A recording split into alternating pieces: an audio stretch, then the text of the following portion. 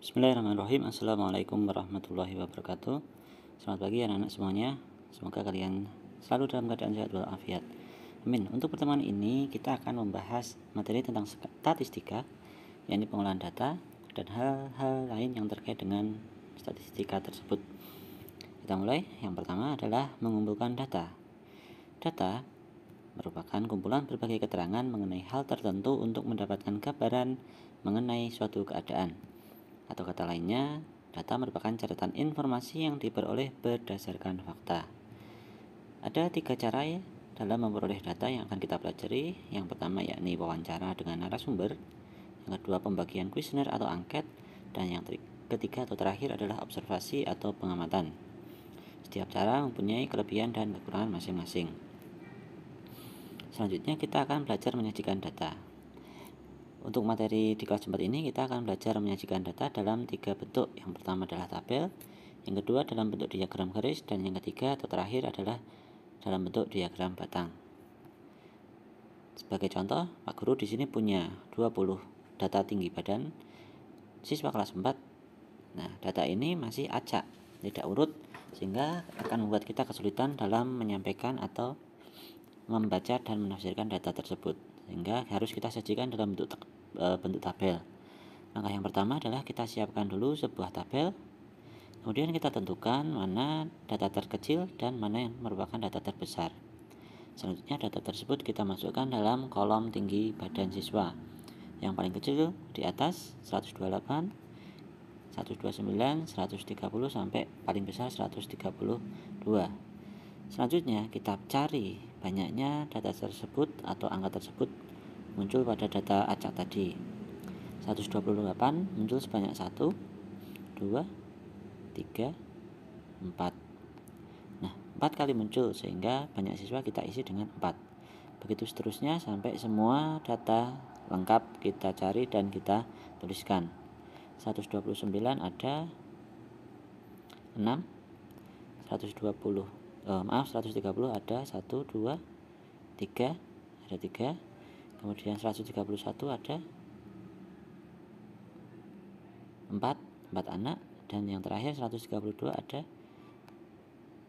3 anak. Kita jumlah, hasilnya sama, 20. Nah, ketika hasilnya sama, jumlahnya sama dengan banyaknya data di sini, maka insya Allah tabel kita sudah betul. Selanjutnya kita akan sajikan data tersebut dalam bentuk diagram garis. Untuk menyajikan data dalam bentuk diagram, maka yang kita perlukan pertama adalah tabel. Nah, tadi kita sudah buat tabel tinggi badan siswa kelas 4 pada langkah sebelumnya. Selanjutnya kita buat 2 buah garis mendatar dan garis yang tegak. Untuk garis mendatar ini kita bagi menjadi atau kita isi sebagai tingginya. Maka kita bagi menjadi 5 karena ada 5 ukuran tinggi badan siswa. Selanjutnya untuk garis yang tegak kita isi dengan banyaknya siswa. Langkahnya, triknya adalah kita lihat angka yang paling besar, 6. Karena ada 6 adalah angka yang terbesar atau anak yang paling banyak, maka untuk garis yang tegak kita bagi menjadi 6 saja. Itu juga sudah boleh. Selanjutnya tinggal kita tentukan, kita pasangkan. Ada 4 anak yang tingginya 128. Lanjut, ada 6 anak yang tingginya 129. Ada 3 anak yang tingginya 130.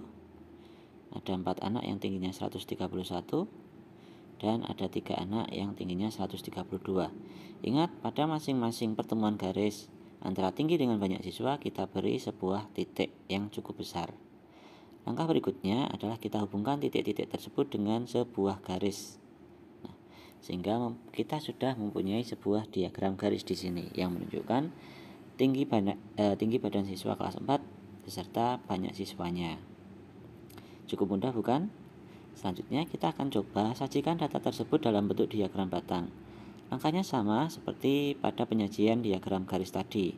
Kita perlu tabel tinggi badan dan banyak siswa.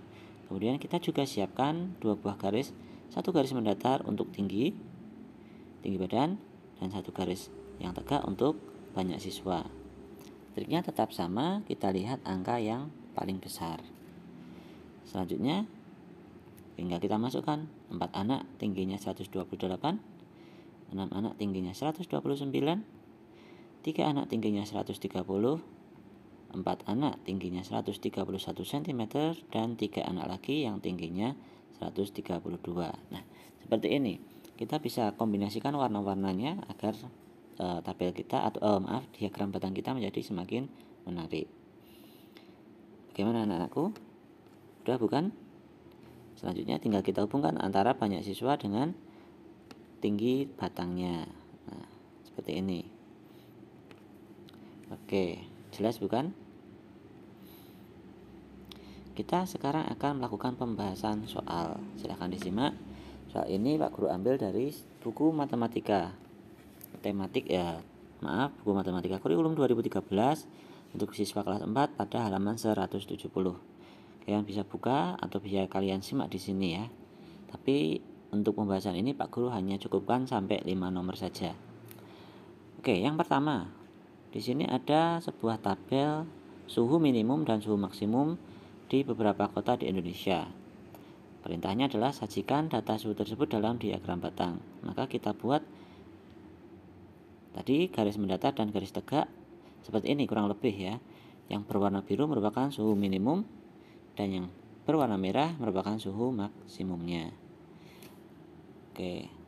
Jadi di sini kita bisa ambil interval atau jarak dari masing-masing garis ini sebanyak 5 poin.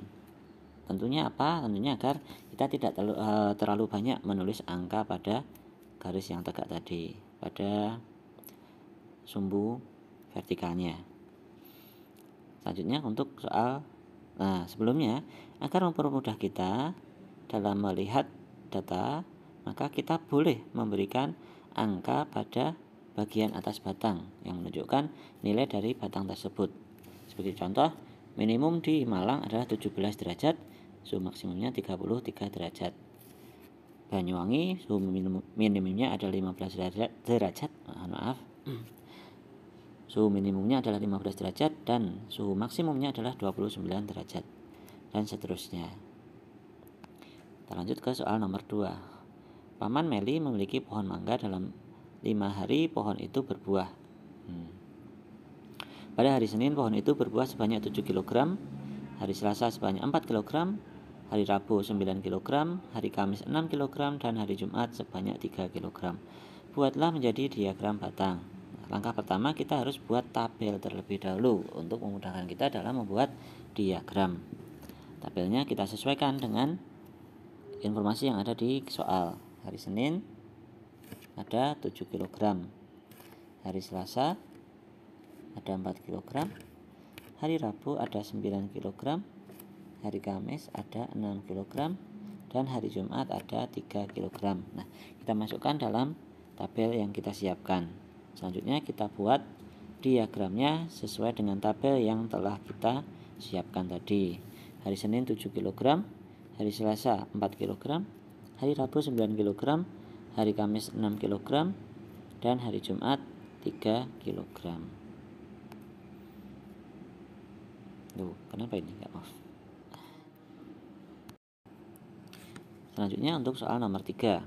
Banyak lulusan SD Penanggungan dari tahun 2011 sampai 2016 disajikan dalam tabel di bawah ini.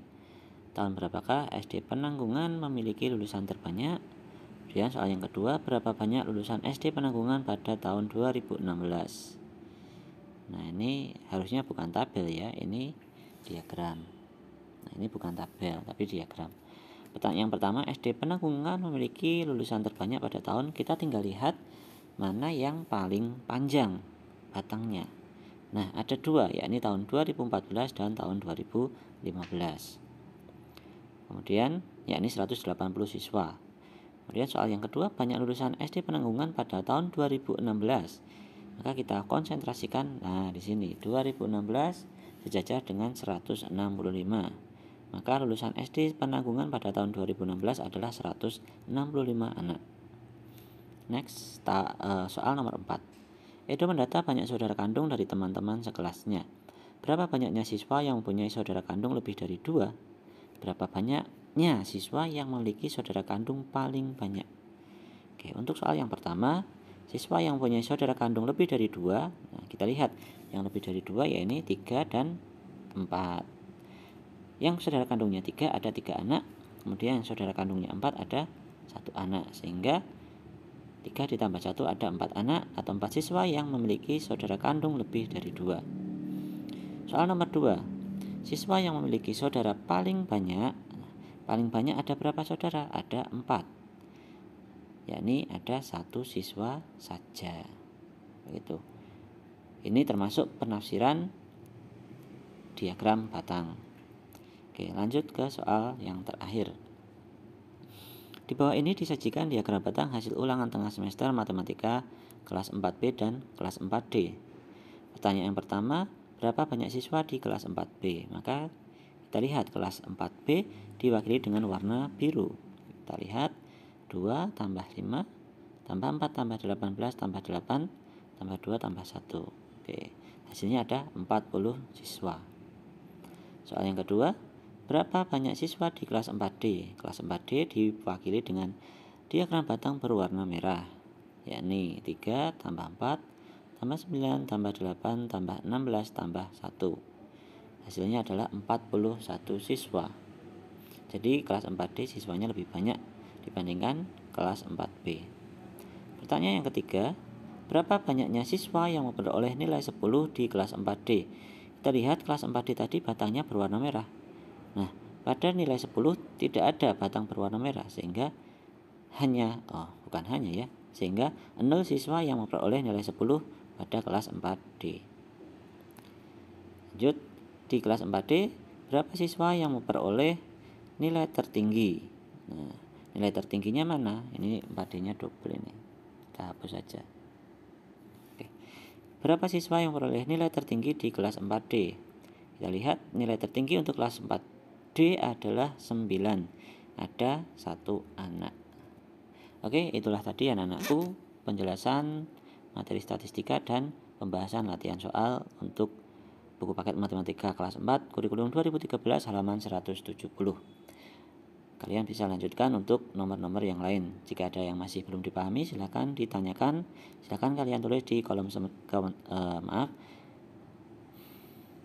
Jika ada yang masih belum dipahami, jika masih ada kesulitan, silakan kalian tuliskan di kolom komentar. Terima kasih telah menyaksikan video ini sampai habis. Semoga bermanfaat. Tetap semangat, tetap belajar, dan tetap berpuasa. Semoga Allah mencatat amalan puasa kita dengan sempurna. Amin. Wassalamualaikum warahmatullahi wabarakatuh.